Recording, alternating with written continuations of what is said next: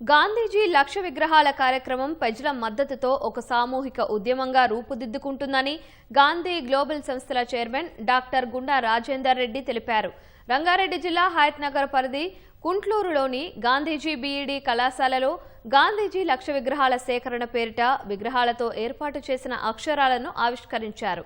ప్రపంచం నేడు ఎదుర్కొంటున్న విపత్కర పరిస్థితులకు గాంధీ సిద్ధాంతాలే శరణ్యమని రాజేందర్ రెడ్డి అన్నారు. ప్రపంచంలోనే ఎత్తైన గాంధీజీ విగ్రహాన్ని ఏర్పాటు చేసి ఆయన విజ్ఞానాన్ని విశ్వవ్యాప్తం చేస్తానని సీఎం రేవంత్ రెడ్డి చేసిన ప్రకటనను సంఘీభావంగా ఈ కార్యక్రమాన్ని నిర్వహిస్తున్నట్లు తెలిపారు. ఏ దేశానికైనా ఒక 6 స్తంభాలు ఉంటాయి. ఒకటి విద్యారంగం, 2 వైద్య రంగం, వ్యవసాయ రంగం, పరిశ్రమలు, పర్యావరణం, ఇంధన వనరులు. అయితే బ్రిటిష్ వాళ్ళని బయటికి ఎందుకు పంపించినాం?